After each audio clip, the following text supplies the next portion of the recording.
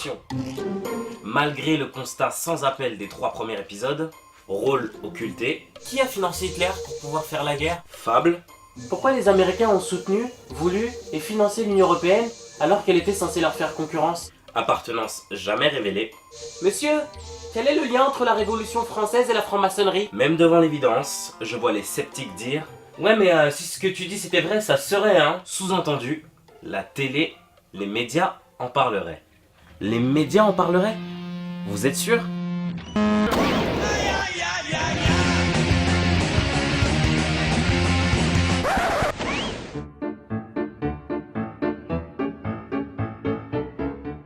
Une question s'impose. Y a-t-il un mot d'ordre dans les médias dominants? Dispose-t-il de cercles où ces mots d'ordre sont décidés? Par exemple à l'image de la franc-maçonnerie. Des cercles où ils se réunissent pour débattre de on ne sait quoi. Ben en fait, oui. Les membres du siècle! Mais n'ayez crainte, les médias tiennent sur une charte inviolable qui contient l'objectivité, la transparence, le pluralisme, l'indépendance des chaînes, des économistes comme des journalistes. Love,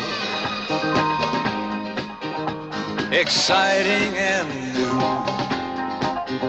Come aboard, we're expecting you. And love. Ça vous dit si on jette un œil? Pour commencer, la proximité entre les médias et les politiques est flagrante.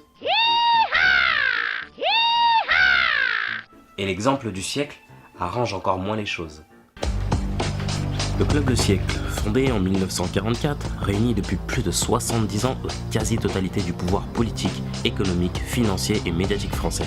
On peut voir ainsi, lors de leur dîner mensuel à Paris tous les derniers mercredis du mois, défiler hommes politiques, de gauche comme de droite, hauts fonctionnaires, chefs d'entreprise, journalistes, économistes, intellectuels, représentants du monde de l'édition et des médias de premier plan.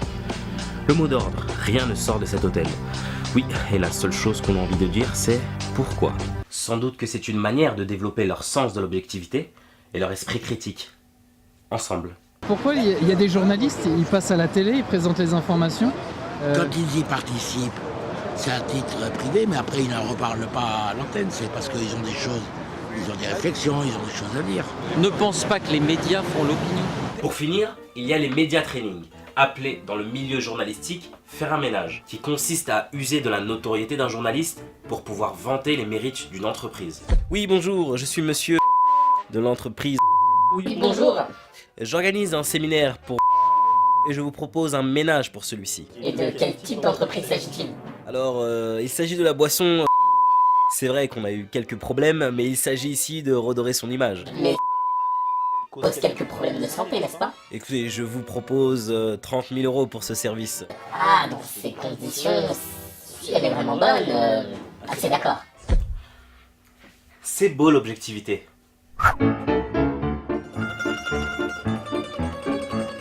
Plus les médias sont nombreux, plus leur concurrence apporterait un meilleur traitement de l'information. Ce qu'on oublie de préciser, c'est que ces médias, télé, radio, presse, sont pour la plus grande majorité tenus par les mêmes. Oui, mais ça aussi, si c'était vrai, ça se serait, hein.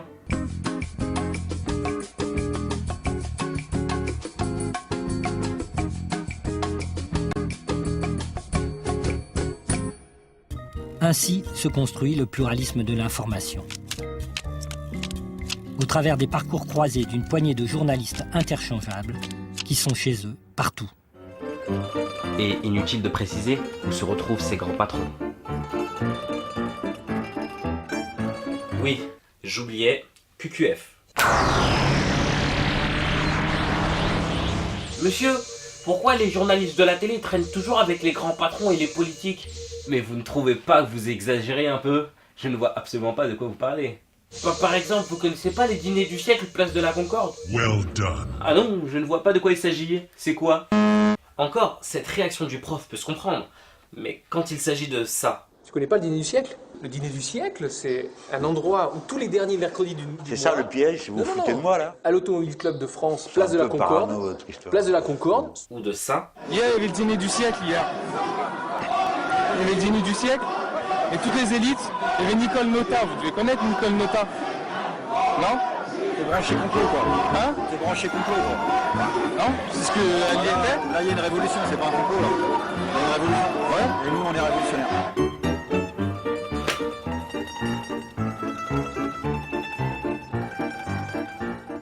Je considère pour moi, Claire Chazal, que l'argent et la politique doivent être séparés. Je pense que l'un ne doit pas avoir barre sur l'autre, notamment lorsque ces puissances économiques détiennent de très grands médias. TF1 n'est pas le genre de chaîne à relayer une information qui compromet un tant soit peu l'image de son investisseur. Et ce, même si c'est une affaire concernant l'avenir du pays. L'ASN, l'autorité de sûreté nucléaire, a relevé des anomalies dans le ferraillage du béton.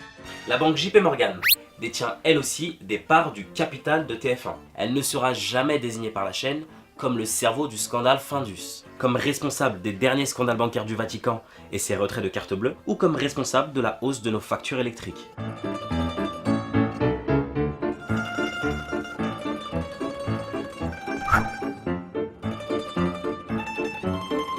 Exclusivement présentés sous leur titre universitaire, l'intellectuel et l'économiste ne sont que très rarement présentés comme représentants des intérêts des banques, même s'ils y siègent en tant qu'administrateurs et qu'ils sont rémunérés par ces mêmes banques. Au point que les mêmes qui n'ont pas vu arriver la crise sont les mêmes que l'on invite pour pouvoir la commenter. La question que je me pose, si économiquement tous s'accordent, le désaccord politique est-il bien réel dans un milieu où tous fréquentent les mêmes endroits? L'idée de promouvoir une pensée unique peut vite émerger. Et cette idée supporterait-elle la contradiction? Et d'autre part, en faisant ça et en s'endettant, de permettre à ce que les détenteurs de monnaie internationale à l'échelle mondiale, je suis d'accord avec Jacques Attali. Bon ben, peut-être qu'on peut encore penser par nous-mêmes. On a chacun le droit de penser ce qu'on veut, mon Patrick. Non. Quoi? Non. Mais malgré tout, si les médias ont pour mot d'ordre le silence en privé, pourquoi ne l'auraient-ils pas en public? Sur ce, c'est encore à vous de choisir. Soit vous choisissez la pilule bleue. Oui mais ça aussi hein, si c'était vrai ça serait hein. Ok, t'as tout compris. Regarde par ici. Vous choisissez la pilule rouge. Et c'est à vous que je donne rendez-vous pour le prochain Restez débranché. Lumière.